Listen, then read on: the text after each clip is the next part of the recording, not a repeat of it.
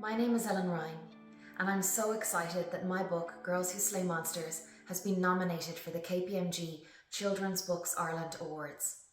Children's Books Ireland is an inspirational organisation in the work they do to foster reading in young people from every background across Ireland. And it's such an honour to have their incredible platform to reach Irish children, to tell them about the Irish gods, and to share their inclusive and empowering stories. So to tell you a little bit about my book, Girls Who Slay Monsters offers unsung stories about ancient Irish goddesses reimagined for today's 8 to 12-year-olds and beautifully illustrated by Shona Shirley McDonald. This all started when I took a trip to Rathcroghan, an Irish archaeological site, and learned the land there was linked with goddesses. Growing up in school, I was only taught about a few magical Irish women, often portrayed as villains, never as gods. So for years after that trip, I dug through ancient Irish manuscripts and uncovered an entire pantheon of vibrant, inspiring goddesses. Then I shaped their stories to show just how relevant they could still be today. Like a gender-fluid spy who outwitted an entire army, a giant who overcame the bullies that body-shamed her, an Iranian Irish hero trainer, and a shape-shifting eco-warrior. From mermaids and fashionistas to athletes and super scholars, readers will meet diverse Irish goddesses whose stories have been forgotten for long enough. Thank you. Hello, I'm Shona and I'm an illustrator and author.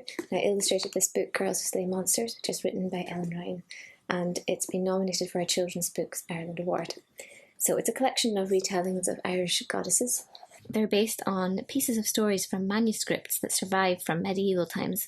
Those are often variable or incomplete versions, so these stories are an imaginative blend of the old and the new.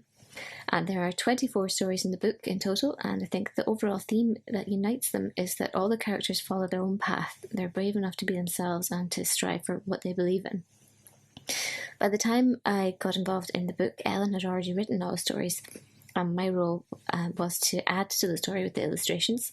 So I created one illustration for each story and tried to combine all the important elements within that one image to show who that character is, what's their power, and the details of the story. So I'd like to briefly show you the process of creating one of the illustrations from start to finish, using the kayak as an example. I particularly like this character because she features both in Irish and Scottish myth, and there's also a tomb just down the road from me called the Callibera, which makes her seem that little bit more real. So after reading the story, I wrote down everything I thought was important or visually interesting, like if there were any details about what she looked like, what her emotions were, what her power was, key events in the story, the location, the atmosphere, that sort of thing. And then I would sketch out my initial ideas very small and very roughly, just trying out basic compositions. What was important for the kayak was to have the sense that she has power over the weather. She can shapeshift, and she's ancient. She's lived many lives, becoming reborn when she dives into the sea and re-emerges. I added in a small figure as well, stirring a cauldron, because there's a whirlpool called the kayak's cauldron, and this adds to the sense that she's orchestrating the wild winter weather. When I decided on which to focus on, I went about gathering any reference pictures I might need. For this illustration, mostly I just needed reference for the faces, but also the flying cormorant here and the small figure at the bottom, which I used myself for that reference. And but for the faces, I asked my cousin if she would pose for the young kayak, and I had quite a few photos of my granny and other pictures of women with really lovely wrinkly faces, which I used to help me create the ancient face of the kayak. Then I painted the colours separately and layered the drawing and colour together in Photoshop. Now what I'd like to show you is a way to begin an illustration. When you're not sure what to do, you can start by using a technique which you may have heard of called brainstorming. This circle in the middle is where the name of our character will go, and we can fill that in at the end. All I know for the moment is that there's some kind of goddess. So I'm drawing little branches with different questions which can form the basis of the character. So do they have a special power? If so, what is it? Where do they live? What sort of environment? Do they have any animals associated with them? Or can they change into an animal? What colour of hair or type of clothing do they have? What weapon or magical instrument do they have? What is it they love to do? What do they hate doing? And do they help or harm others, or both? What I'm going to do now is to write down any ideas I have. These are just possibilities, so we don't have to include them in the final illustration. So their power could be to control fire or water or earth, to travel through time or change shape.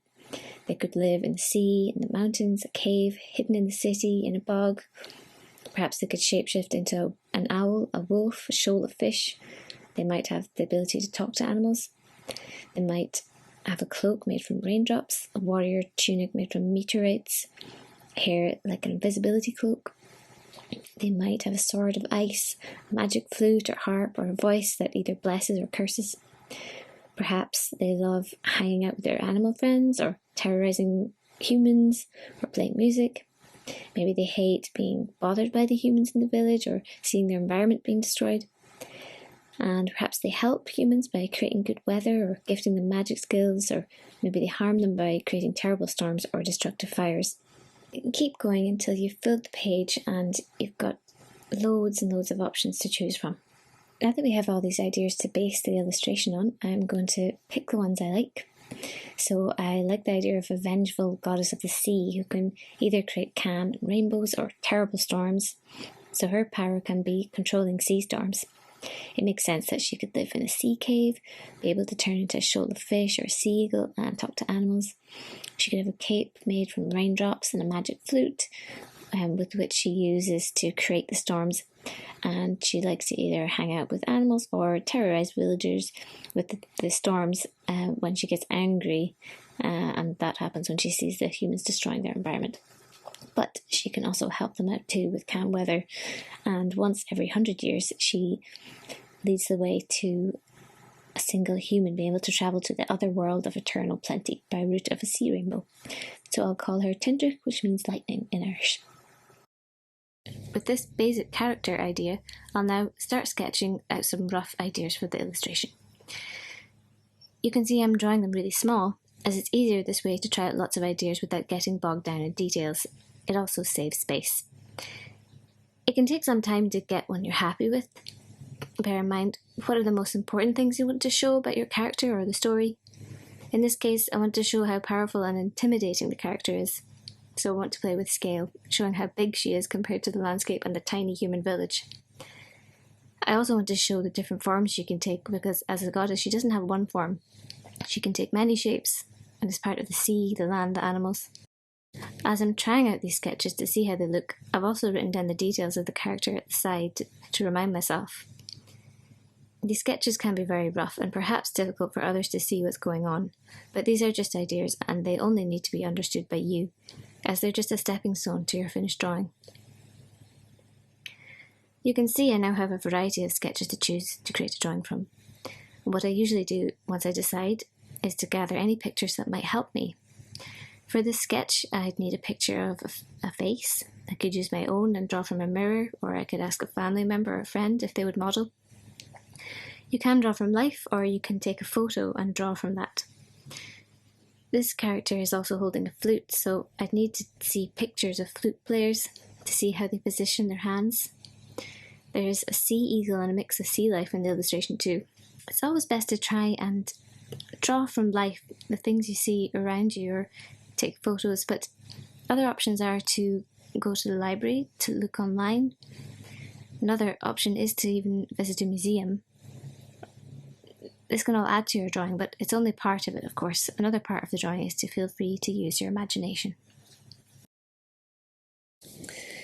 So these are just tools to help you get started, and the most important thing is to have fun, so remember to choose to draw things that you like. So bye for now.